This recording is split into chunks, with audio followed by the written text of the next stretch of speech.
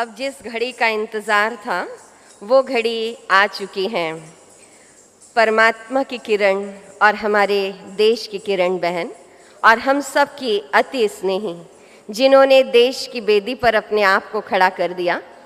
आपसे मुलाकात 2001 में हुई थी जब बेंगलोर से दिल्ली रैली में गए थे। मैंने आपके साथ फ़ोटो खिंचवाया था लेकिन कैमरा ख़राब हो गया था। लेकिन आज मुझे बहुत खुशी हो रही है कि आपके साथ मैं उस मंच पर हूँ और आपका परिचय दे रही हूँ।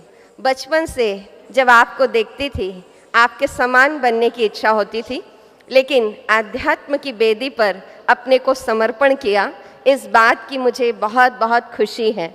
तो मैं आदरणीय किरण बहन के लिए यही कहना चाहती हूँ कि चेहरे पर अश्कों की लकीर बन गई, जो न चाहा था वही तस्वीर बन गई।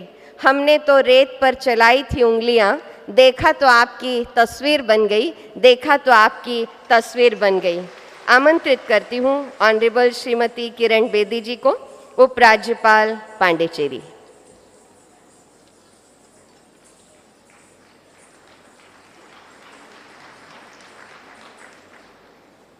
ओम शांति। मेरे परम आदरणीय भाइयों और बहनों, मैं बहुत बहुत आभारी हूँ सारे ब्रह्म कुमारी परिवार का, विश्व परिवार का, जिन्होंने आज मुझे माउंट आबू में बुलाया, आबू रोड बुलाया और माउंट आबू बुलाया। 45 साल के बाद मैं मानती हूँ कि बहुत अच्छे इनविटेशन पहले बार बार आते रहे, लेकिन भाग्य की बात है, समय की बात है कि नज़दीक होते हुए मैं नहीं आई, लेकिन आज दूर से पौंडीचेरी से आई हूँ 45 साल के बाद। मैं 45 साल इसलिए बोल रही हूँ क्योंकि माउंट आबू में नेशनल पुलिस एकेडमी थी, तो 1972 में मैं यहाँ आकर भर्ती हुई थी और यहाँ मेरी पहली ट्रेनिंग पुलिस की यहीं हुई थी।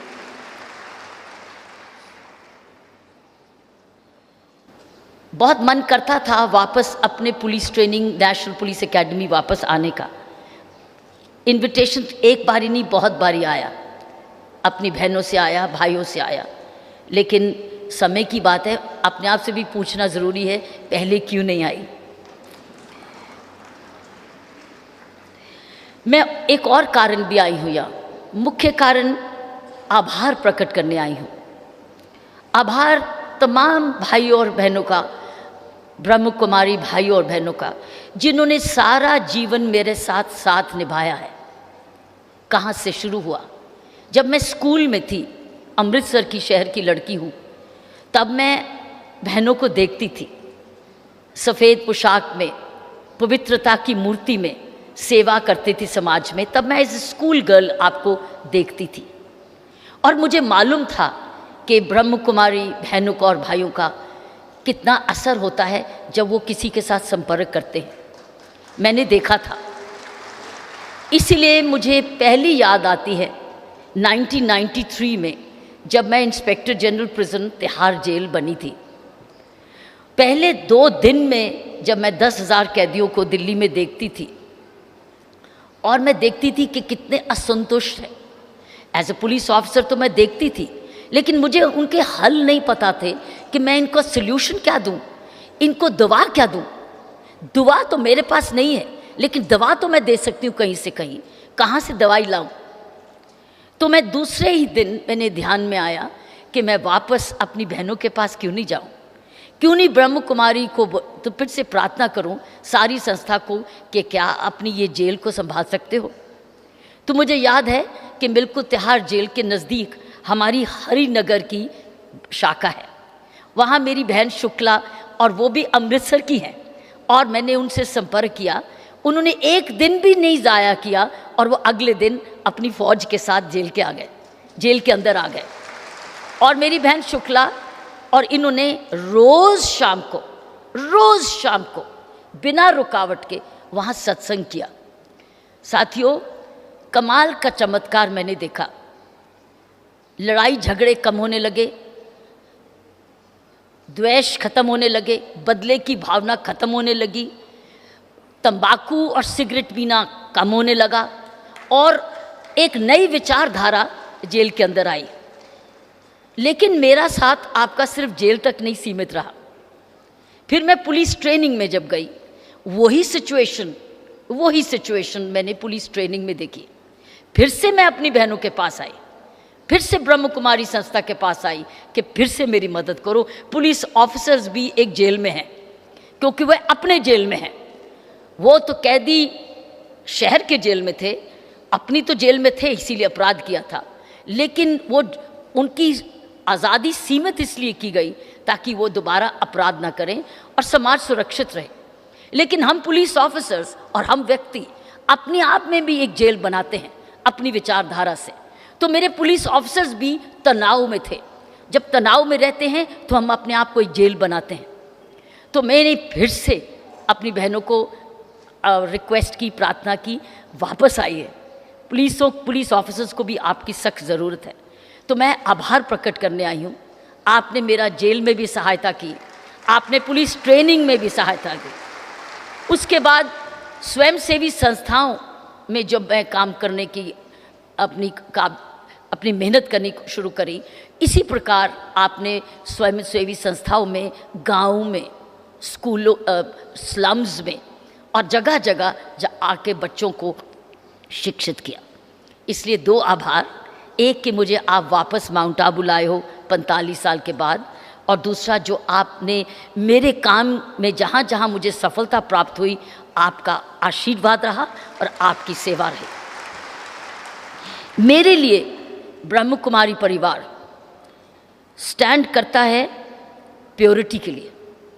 मेरे लिए आप प्योरिटी की मूर्ति है। ये सारी संस्था, एक एक व्यक्ति, एक एक बहन, एक एक भाई प्योरिटी, स्वच्छता के लिए स्टैंड करता है, सिंप्लिसिटी के लिए स्टैंड करता है, ईमानदारी के लिए खड़ा है। इसलिए तो 80 साल बिना किसी स्कैम के, स्कैंडल के आप इतना फैल गए सारी दुनिया में, जहां आपने एक पहचान बनाई। यही तो मूल्य हैं, यही तो मूल्य हैं जो हमें इस देश का आधार बने हुए हैं और इस देश को बचा रहे हैं। प्योरिटी, सिंप्लिसिटी, ऑनेस्टी, क्योंकि ये है हमारा विश्वास, ईमानदारी, सेवा, तमाम अनथक सेवा, कुर्बानी। आप अपना अपना कई चीज़ें छोड़ के हम लोग समाज में आप सेवा करते हैं। चरित्र, ज़बरदस्त स्ट्रॉन्ग कैरेक्टर, ह्यूमैनिटी, आप मानवता के लिए खड़े होते हैं। आप ब्रह्म कुमारी समाज ऐसा समाज मानवता सिखाता है। मानवता की बात हुई तो मुझे याद है कि जब 20 साल की उम्र में मैंने इंडियन पुलिस सर्विस का इम्तिहान दिया, तो मैंने फॉर्म भरा। इंडियन पुलिस सर्विस का फॉर्म था, उस फॉर्म में था तुम्हारा धर्म क्या है, रिलीजन। तो रिलीजन वक़्त मेरी कलम रुक गई। तब तो मैंने सबको बाकी चीज़ें लिख दी, रिलीजन का मैं क्या लिखूं, क्योंकि मैं अमृतसर में एक Catholic school, sacred heart school से पढ़ी हूँ। मेरी दादी सिख परिवार, मेरे पिता, मेरे डैडी, मेरे दादा और मेरे नानका हिंदू परिवार। वो पहले खूब गाँव को, गायों को खिला के 200 को लोगों को खिला के खाना खुद खाते थे। तो अमृतसर में क्रिश्चियन स्कूल से पढ़ी। दादी मेरी सिख परिवार, मेरे नाना और मेरे दादा हिंदू परिवार। ये तीनों ऐसे, बाकी समाज तो मुसलमान समाज आसपास था अमृतसर में, तो मिल के सब रहते हैं। तो मैं रिलीजन क्या लिखूं, इंडियन, और उस वक़्त मेरी उम्र 20 साल थी। सोचूं क्या लिखूं। कभी मैं मॉर्निंग में चर्च में भी जाती थी, दादी के साथ दरबार साहब भी जाती थी, नानी के साथ दुर्गाना मंदिर भी जाती थी।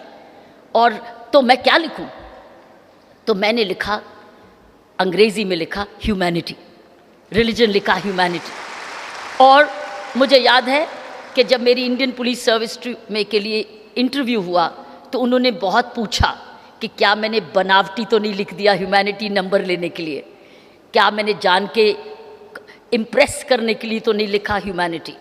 लेकिन मैंने फिर जब इंटरव्यू बोर्ड को बोला कि मैं सच्ची में मानवता में विश्वास करती हूँ, यही संस्कार मुझे मेरे माँ बाप ने दिए हैं और मेरे बड़ों ने दिए हैं। मैं मानवता में विश्वास करती हूँ और ईश्वरीय शक्ति में विश्वास करती हूँ, किसी रूप में भी है।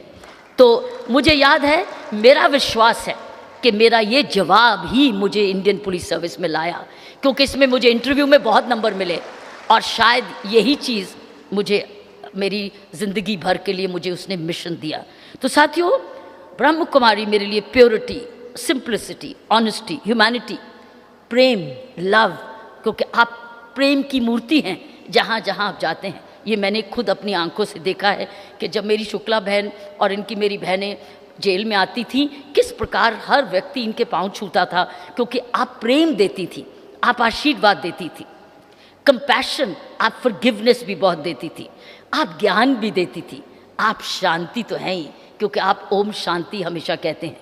तो ये मेरे लिए परिवार, यही मूल्य इस देश को और इस दुनिया को चाहिए, जो कि ब्रह्म कुमारी एक उदाहरण है। पिछले 80 ईयर्स से आप इसको गहराई तक आप इसको रूटेड करो, इस मॉरल वैल्यूज़ को इस देश में रूट्स में आ चुकी है, ये रूटेड है, क्योंकि आप हर एक का एक परिवार इस मूल्यों के साथ जुड़ा हुआ है। मैं अपनी 3 छोटी बातें इस इंट्रोडक्शन के बाद रखना चाहती हूँ।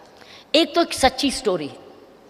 एक सच्ची स्टोरी ये है कि एक सेंटर में एक व्यक्ति गया, जर्नलिस्ट, और वो जर्नलिस्ट जब गया तो उस सेंटर में जो लोग थोड़ी मानसिक कमी के वजह से वो थे, उसको मेंटल होम भी कह सकते हैं, असाइलम भी कह सकते हैं, ऐसा गृह था जहाँ लोग मानसिक तरीके से कहीं ना कहीं कुछ ना कुछ इलाज करने आए थे। तो एक व्यक्ति फिलॉसफी की बुक पढ़ रहा था, तो वो जर्नलिस्ट उस व्यक्ति के पास गया। उसने कहा कि मुझे लगता है कि तुम इधर इलाज के लिए नहीं आए हो, तुम कुछ और हो, बताओगे तुम यहाँ क्यों आए हो? तुम किताब पढ़ रहे हो, लगता नहीं है कि तुम्हें कोई प्रॉब्लम है, लेकिन तुम क्यों आए हो? तो उसने कहा, और ये सच्ची स्टोरी है, मैं उस व्यक्ति का नाम आपको अभी बताती हूँ वो कौन था। तो फिलॉसफी की बुक पढ़ रहा था। तो उसने कहा, मैं इसलिए यहाँ आया हूँ क्योंकि मेरे पिताजी मुझे कह रहे थे उनके जैसे डॉक्टर बनो, मेरी माँ कह रही थी पिताजी जैसे बनो, और मेरे अंकल कह रहे थे मेरे जैसा धनी बिजनेसमैन बनो, और मेरी बहन कह रही थी मेरे पति जैसे, मेरे जीजू जैसे बनो। सभी जने मुझे कह रहे थे तुम ऐसे बनो या वैसे बनो। मैं परेशान हो गया सुन सुन के। कोई मेरे से ये नहीं पूछ रहा था मैं क्या बनना चाहता हूँ। तो मैं पहले इसलिए मैं यहाँ आया क्योंकि पहले मैं एक अच्छा इंसान बनना चाहता था। मैं इसलिए उनको छोड़ के आया क्योंकि पहले मैं मानवता सीखने आया, मैं एक इंसान बनना चाहता। उस आदमी का नाम था खलील जिब्रान। उसने कहा, और वो फिलॉसफी की बुक पढ़ रहा था, उसने मानवता का पाठ सीखने आया, मैं मानवता को समझने आया हूँ, मैं एक अच्छा इंसान बनना चाहता हूँ। पहले मैं समझती हूँ इस देश को एक सख्त ज़रूरत है इस मैसेज की। मैंने देखा है 12वीं 9वीं 10th स्टैंडर्ड से ऑनवर्ड्स इतना प्रेशर हमारे नौजवान लड़की और लड़के पर आ जाता है कि तुमने ये प्रोफेशन लेना है, चाहे हुक या क्रुक, चाहे 24 घंटे तुम कुछ नहीं और सीखो, परेशान भी आप, कोई मूल्यों की बात नहीं है। तुम पहले मुझे एक प्रोफेशनल बन के दिखाओ ताकि जल्दी गाड़ी मिले, तुम्हारे पास घर हो, तुम्हारी तनख्वाह अच्छी हो, तुम्हारा नाम हो, हम कह सके ये मेरा बेटा है, फलाना इस इंजीनियर है, ये ऑल इंडिया सर्विस का ऑफिसर है, या फलाना। हम इंसानियत, उसको इंसानियत जब बनाएंगे, इंसानियत सिखाएंगे, वो अच्छा इंजीनियर भी बनेगा, अच्छा डॉक्टर भी बनेगा, अच्छा पुलिस ऑफिसर भी बनेगा, अच्छा पॉलिटिशियन भी बनेगा, अठावले साहब जैसा एक कुर्बानी व्यक्ति भी बनेगा। क्यों नहीं बनेगा? वो कोई भी रास्ता अपना, लेकिन इंसानियत नहीं भूलेगा, इंसानियत के आधार पे उसका काम रहेगा। मेरा यही मैसेज, जो कि इंसानियत आज इस देश को, हर व्यक्ति, हर बच्चे को, इसीलिए हमारे प्रधानमंत्री जी ने योग अभ्यास और योग एजुकेशन लाए, क्योंकि वो जब हम स्कूल में शुरू करेंगे मेडिटेशन से, स्कूल में शुरू करेंगे योग अभ्यास से, शांति से, मैसेजेस से, तो हमें वो मूल्य पहले हमारा आधार बनेंगे, फिर हम लोग अपनी प्रोफेशन की तरफ जाएंगे। ये एक देश परिवर्तन की तरफ जा रहा है। हाल ही में साथियों आपको खुशी होगी कि मेरी पौंडीचेरी गवर्नमेंट ने योग अभ्यास को स्कूल की एजुकेशन के साथ जोड़ने के लिए अनिवार्य एक डिसीजन ले ली है, और हमारी अब स्कूल की एजुकेशन में योग अभ्यास अब एक इंटेग्रल पार्ट ऑफ एजुकेशन है। मैं जब आने से पहले इस ऑर्डर को साइन करके आई, तो ये एक बहुत लंबी शुरुआत है। और जब आप कह रहे थे कि वर्ल्ड शांति पीस का बनेगा, उसका आधार योग ही होगा। योगा से एक आगे की शाखाएं खुलेंगी। जितना हम योगा को अपना हिस्सा बनाते जाएंगे, उसमें शांति और अपनी स्थिरता लाते रहेंगे, आपका हमारा सबका सपना ज़रूर पूरा होगा। और इसकी शुरुआत हो चुकी है। कुछ साल जो योग एक रूट है उसके लिए, जो कि जून 21 June is an international day of yoga.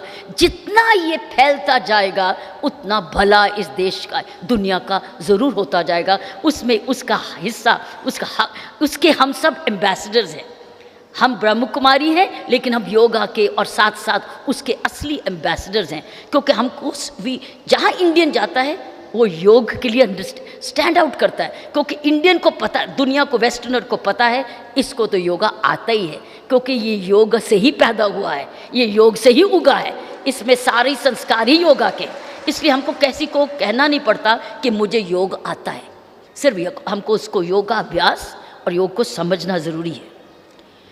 मेरा दूसरा रिक्वेस्ट ये है कि हम सब समाज सेवा में लगे हैं, लेकिन समाज सेवा के साथ जो पॉलिसी मेकिंग है, हमारी पॉलिसी डिसीजंस हैं, वो है गवर्नमेंट ऑफिसर के हाथ में। हम रिक्वेस्ट करते हैं, लेकिन जो पावर है, फिनेंशियल पावर है, पॉलिसी मेकिंग पावर है, रूल मेकिंग पावर है, लॉ मेकिंग पावर है, साथियों, वो समाज सेवा में नहीं है। समाज सेवा ओपिनियन देता है, समाज सेवा एक प्रेशर बनाता है, लेकिन जो डिसीजन मेकर है वो है गवर्नमेंट ऑफिसर, सरकारी मुलाजिम। दो जने सरकार को के निर्णय लेते हैं। एक तो मंत्री लोग, पॉलिटिशियन, जब वो इलेक्ट होके जाते हैं तो वो उनके पास बजट होता है, कानूनी अधिकार होता है, वो चर्चा करके पब्लिक की राय लेके कानून बनाते हैं। एक तो वह असली अधिकारी पब्लिक सर्विस के, पॉलिसी मेकिंग के होते हैं। हम सबके बस का नहीं है पॉलिटिक्स में जाना, हम सबके बस का नहीं है किसी पार्टी के हिस्सेदार बनना, हम सबके बस का नहीं है इलेक्शन लड़ना। सबकी अपनी अपनी रुचि होती है, सबकी अपनी अपनी ओरिएंटेशन होती है। लेकिन अगर इस देश को बदलना है, अब मैं इसको दोबारा इसलिए कह रही हूँ, अगर आज प्रधानमंत्री जी को हमने सफल बनाना है, आज अगर इस देश को हमने एक नई न्यू इंडिया की तरफ ले जाना है, जो हमारे प्रधानमंत्री जी बार बार कहते हैं न्यू इंडिया हमसे तो बनेगा, समाज सेवकों से तो बनेगा, लेकिन असली बनेगा गवर्नमेंट सर्वेंट से, प्रशासन से, जो कि गवर्नमेंट का अधिकारी है, जो सरकार का मुलाजिम है।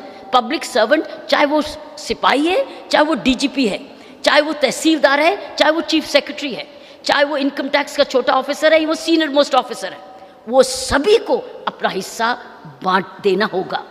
तो मुझे आपको क्या कहना है?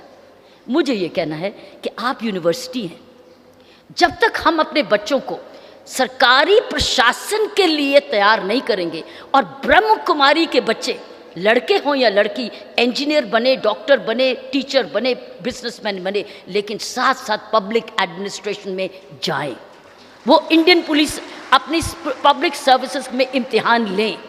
जब ऐसी विचारधारा के लोग ओहदे पे बैठेंगे, कलेक्टर बनेंगे, एसपी बनेंगे, इनकम टैक्स ऑफिसर बनेंगे, कस्टम्स ऑफिसर बनेंगे, टीचर बनेंगे, प्रोफेसर्स बनेंगे, प्रिंसिपल्स बनेंगे, कोई भी आप प्रोफेशन ले लीजिए, सरकारी मुलाजिम बनेंगे, क्योंकि वो पॉलिटिक्स हर एक के बस का नहीं है। इसलिए मैं ये नहीं कह रही चलो अपने बच्चों को राजनीति में भेजें, क्योंकि राजनीति सबका बस नहीं है।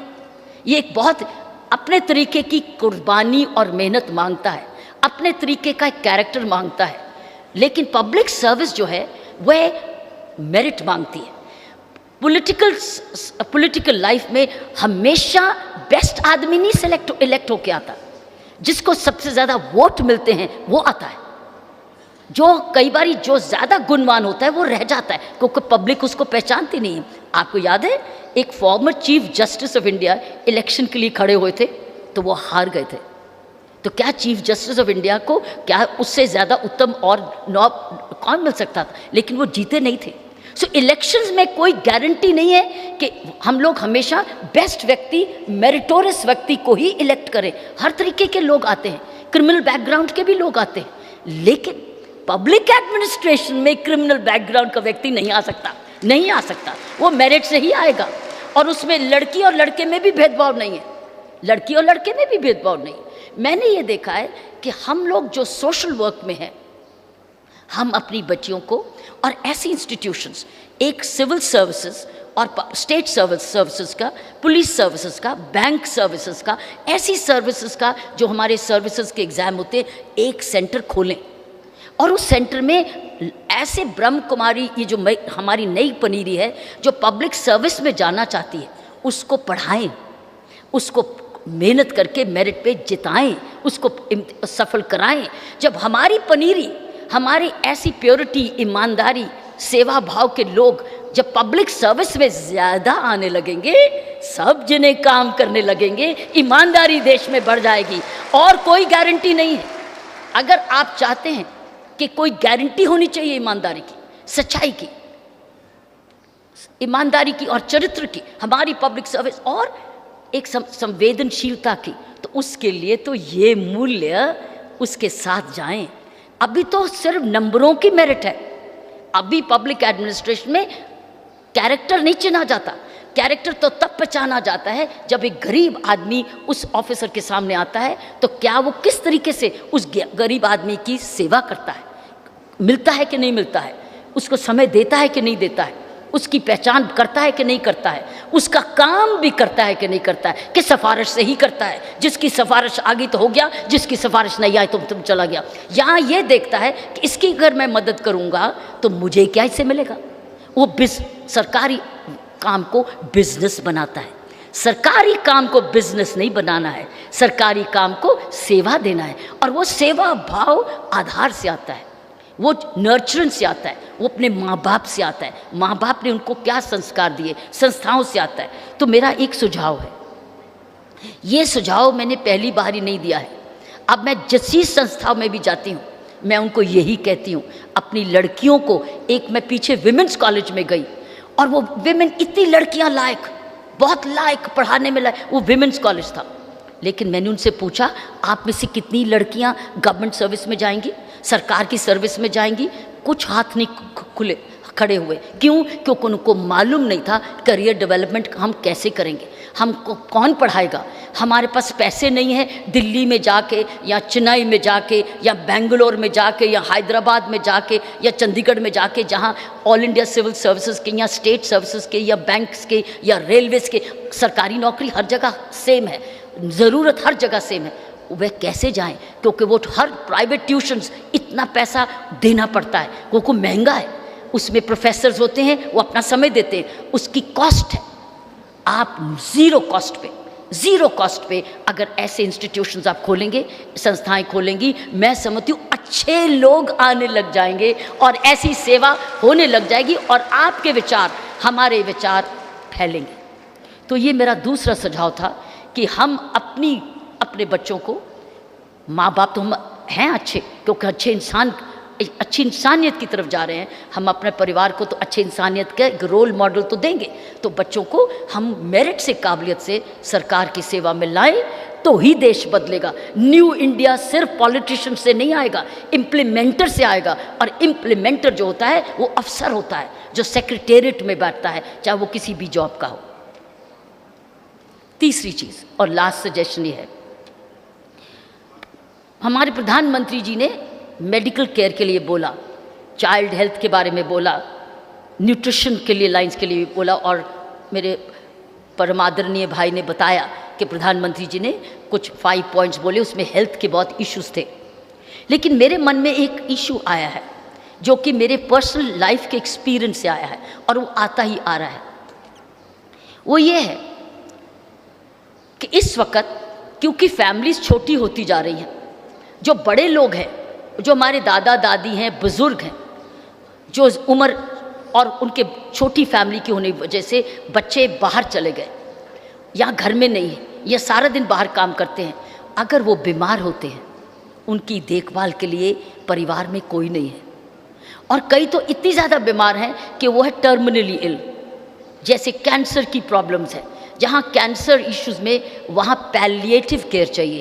पैलिएटिव केयर का मतलब है कि जब हम हमारे पास दवाई नहीं है तो प्यार मांगता है, केयर मांगता है, सुरक्षा मांगता है, बातचीत मांगता है, दुख पटाना मांगता है, उसको है पैलिएटिव केयर। कई दूसरे देशों में हॉस्पिटल्स खुल चुके हैं, उसमें पैलिएटिव केयर है। साथियों, मैं समझती हूँ हमसे बेटर कोई नहीं है, हमारी बहनों और भाइयों से बेटर पैलिएटिव केयर के लिए कोई भी नहीं है। वो ऑलरेडी उनकी जो पोशाक, उनकी जो प्रेजेंटेशन, उनकी जो पर्सनैलिटी है, वो पैलिएटिव केयर है।